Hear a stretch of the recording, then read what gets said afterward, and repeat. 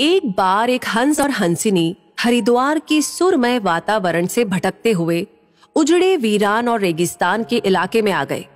हंसिनी ने हंस को कहा कि ये किस उजड़े इलाके में आ गए हैं? यहाँ ना तो जल है, न जंगल, न ही ठंडी हवाएं हैं।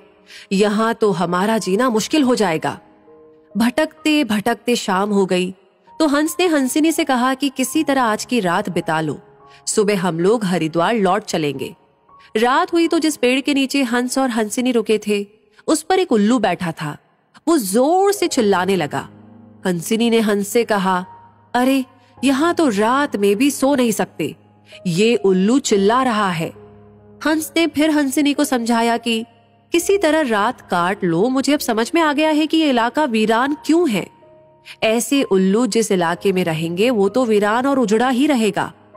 पेड़ पर बैठा उल्लू दोनों की बातें सुन रहा था। सुबह हुई, उल्लू नीचे आया और उसने कहा कि हंस भाई, मेरी वजह से आपको रात में तकलीफ हुई, मुझे माफ कर दो।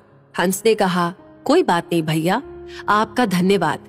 ये कहकर जैसे ही हंस अपनी हंसिनी को लेकर के आगे बढ़ा, पीछे से उल्लू चिल्लाया, अरे हंस, मेरी पत्नी को लेकर कहाँ जा रहे हो?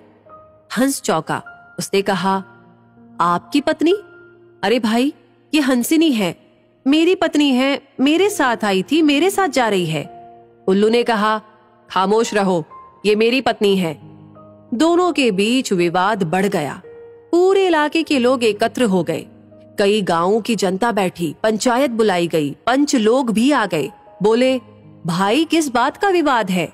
लोगों ने बताया कि उल्लू कह रहा है कि हंसिनी उसकी पत्नी है और हंस कह रहा है कि हंसिनी उसकी पत्नी है। लंबी बैठक और पंचायत के बाद पंच लोग किनारे हो गए और कहा कि भाई बात तो यही सही है कि हंसिनी हंस की ही पत्नी है, लेकिन ये हंस और हंसिनी तो अभी थोड़ी देर में इस गांव से चले जाएंगे। हमारे बीच में तो उल्लू को ही रहना है, इसलिए फैसला उल्लू के ही हक में सुनाना चाहिए। फिर पंचों ने अपना फैसला सुनाया और कहा कि सारे तथ्यों और सबूतों की जांच करने के बाद ये पंचायत इस नतीजे पर पहुंची है कि हंसिनी उल्लू की ही पत्नी है और हंस को तत्काल गांव छोड़ने का हुक्म दिया जाता है। ये सुनते ही हंस हैरान हो गया और रोने, चीखने और चिल्लाने लगा कि पंचायत ने गलत फैसला सुनाया। उल्लू ने मेरी पत्नी ले ली।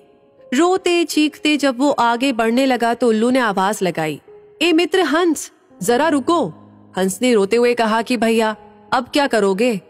पत्नी तो तुमने ले ही ली, अब जान भी लोगे क्या? उल्लू ने कहा, नहीं मित्र, ये हंसिनी आप ही की पत्नी है और हमेशा रहेगी। लेकिन कल रात जब मैं चिल्ला रहा था तो आपने अपनी पत्नी से कहा था कि ये इलाका उजड़ा और वीरान इसलिए है क्योंकि यहाँ उल्लू रहता है। मित्र, ये इलाका उजड़ा और वीरान इसलिए नहीं है कि यहाँ उल्लू रहता है। ये इलाका उजड़ा और वीरान इसलिए है क्योंकि यहाँ पर ऐसे पंच रहते हैं जो उल्लुओं के हक में फैसला सुनाते हैं।